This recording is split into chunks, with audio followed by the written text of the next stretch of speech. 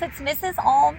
It is a very stormy looking day today, and I'm going to read a book to you called Thunder Cake by Patricia Polacco. She's the author and the illustrator of this book. And this book is one that I would read to my boys before a thunderstorm because sometimes they would get a little scared. So come sit next to me and let's read Thunder Cake.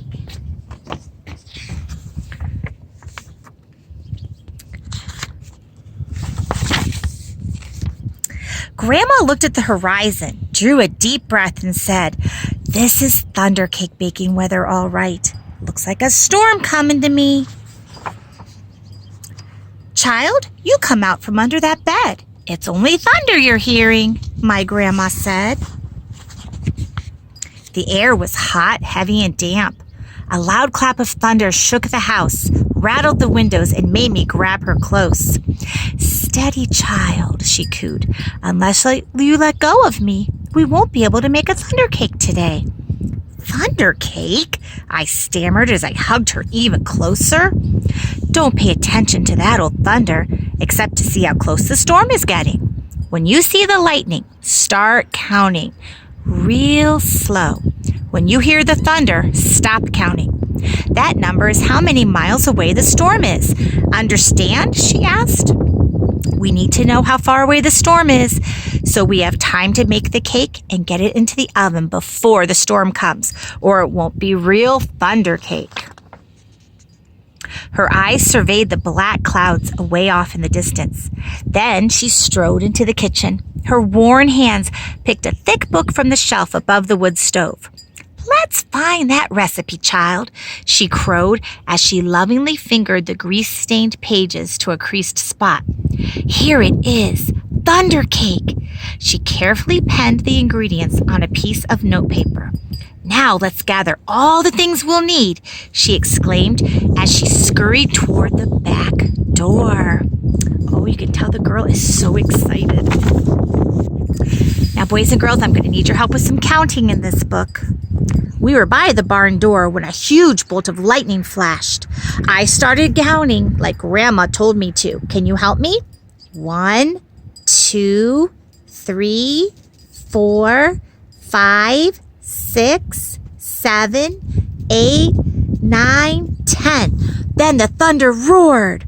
10 miles. It's 10 miles away, Grandma said as she looked at the sky. "About an hour away, I'd say. You'll have to hurry, child. Gather them eggs careful like," she said. Eggs from mean old Nellie Peckhen. I was scared. I knew she would try to peck me. "I'm here. She won't hurt you. Just get them eggs," Grandma said softly. The lightning flashed again. Time to count. 1, 2, 3, 4, 5, 6, 7, 8, 9, I counted. 9 miles, Grandma reminded me. Milk was next. Milk from Old Kick Cow. As Grandma milked, Kick Cow turned and looked mean right at me. I was scared. She looked so big. Zip went the lightning. Here we go. 1, 2, 3, 4, 5, 6, 7, 8, I counted. Baroom went the thunder. 8 miles, child, Grandma croaked. Now we have to get chocolate and sugar and flour from the dry shed. I was scared as we walked down the path from the farmhouse, through tangled weed woods to the dry shed. Suddenly, the lightning slit the sky. Here we go. 1, 2, 3, 4, 5, 6, 7, I counted. Boom, ba-boom, crashed the thunder. It scared me a lot, but I kept walking with Grandma. Another jagged edge of lightning flashed as I crept into the dry shed. All right, I'm going to listen to you count now.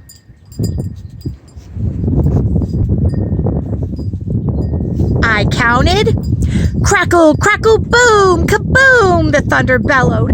It was dark and I was scared. I'm here, child, Grandma said softly from the doorway. Hurry now.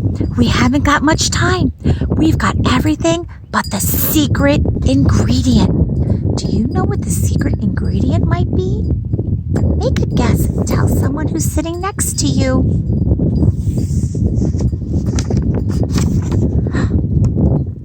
There's the secret ingredient. 3 overripe tomatoes and some strawberries, Grandma whispered as she squinted at the list. I climbed up high on the trellis. The ground looked a long way down. I was scared. I'm here, child, she said. Her voice was steady and soft. You won't fall.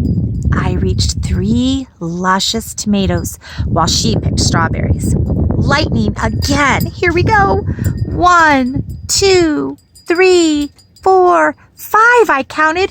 Kabang! Boom! The thunder growled. It's getting windy out here.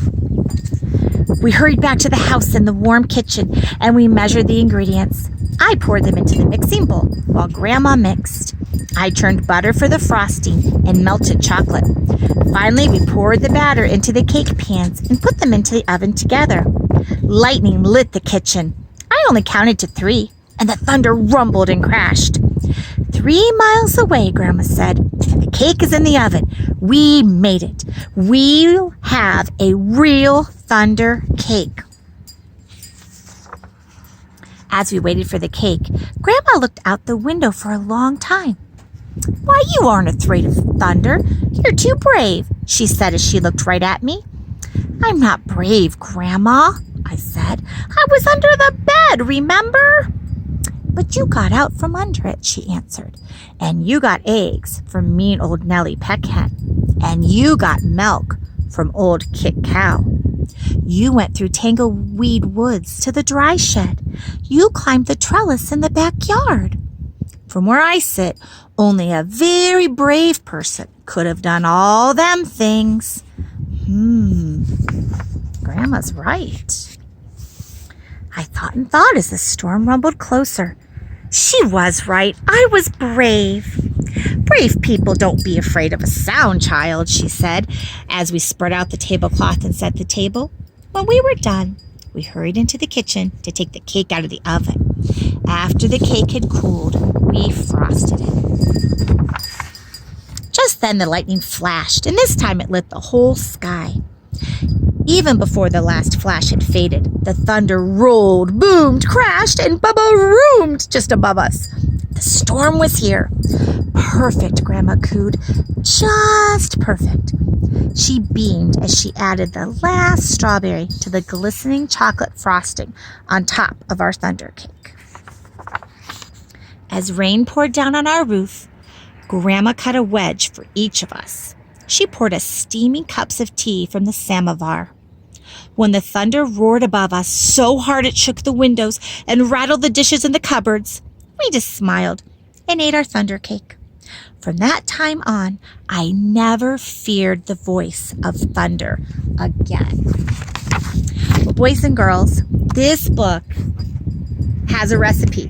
And when my boys were little, I always kept a can of tomatoes on hand because you don't always have tomatoes in your garden. So we would make this cake on thundery days. So I'm going to go get ready to make a thunder cake. Keep reading. We'll see you soon. Bye.